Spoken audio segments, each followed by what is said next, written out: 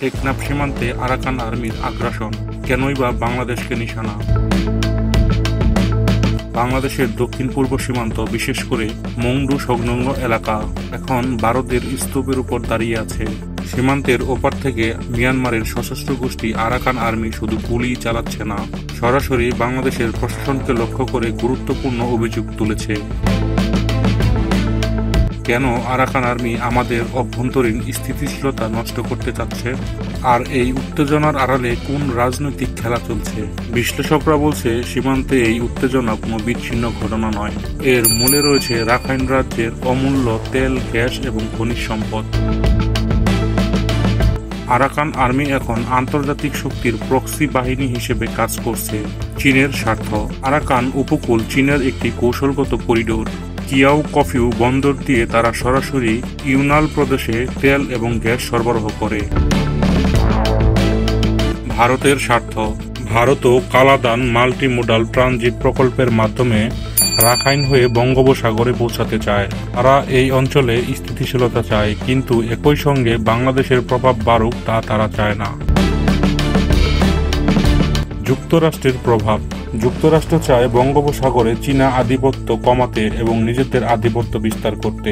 বিশ্লেষকরা বলছে, এটি কোনো জটিল খেলা না, এটি একটি সহজ খেলা। এর অর্থ হচ্ছে বাংলাদেশকে চাপে রাখা।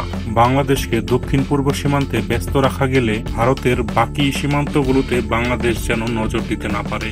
অপরদিকে চীনও চায় না বাংলাদেশ পশ্চিমা জোটের দিকে হেলে পড়ুক। আবার যুক্তরাষ্ট্রও চায় না চীন রাখাইন হয়ে বঙ্গোপসাগরে অবাধে প্রভাব বিস্তার করুক। এই ত্রিদেশীয় দড়ি টানাটানির মাঝে আরাকান আর্মি হয়ে উঠেছে এক প্রক্সি প্লেয়ার। তাই আরাকান আর্মি ধরাকে সরা করছে, রাগঢাক না রেখেই মন্তব্য করছে বাংলাদেশকে নিয়ে। তাদের রাজনৈতিক সংগঠন আরাকান ন্যাশনাল কাউন্সিল দাবি করছেন তারা রাখাইনকে সম্পূর্ণ মুক্ত অঞ্চল হিসেবে প্রতিষ্ঠা করতে চান, কিন্তু বাস্তবে তারা সীমান্ত জুড়ে আগ্রাসন বাড়াচ্ছে, যার প্রতিক্রিয়া পড়ছে বাংলাদেশের উপর। বাংলাদেশকে রক্ষাই এখন বড় চ্যালেঞ্জ। এই মুহূর্তে বাংলাদেশ সেনাবাহিনী এবং বিজিবি এক দ্বিমুখী পরিস্থিতিতে আছে। একদিকে সীমান্ত রক্ষার দায়িত্ব, অন্যদিকে কূটনৈতিক চাপ।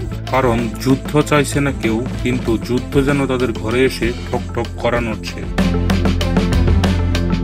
আরাকান আর্মি এখন স্পষ্টতই উস্কানি দিচ্ছে। তারা একদিকে তাদের নিয়ন্ত্রিত অঞ্চলে হাসপাতাল, শিক্ষা এবং প্রশাসনের কথা বলছে, এবং অপরদিকে সীমান্তে আগ্রাসন চালাচ্ছে, গুলি চালাচ্ছে এবং সমুদ্র থেকে বাংলাদেশি জেলেদেরকে অপহরণ করে নিয়ে যাচ্ছে এবং উল্টো অভিযোগ ছুড়ছে বাংলাদেশের বিরুদ্ধে। বাংলাদেশের সবথেকে গুরুত্বপূর্ণ কাজ হচ্ছে এখন সীমান্তে স্থিতিশীলতা বজায় রাখা এবং এই সংঘাত যেন বড় কোনো আন্তর্জাতিক ইস্যুতে তৈরি না হয় সেদিকে লক্ষ্য রাখা। রাখাইন এখন দক্ষিণ পূর্ব এশিয়ার এক নতুন যুদ্ধক্ষেত্র, যেখানে চীন, ভারত, যুক্তরাষ্ট্র এমনকি পশ্চিমা গোয়েন্দা সংস্থাগুলো কাজ করছে।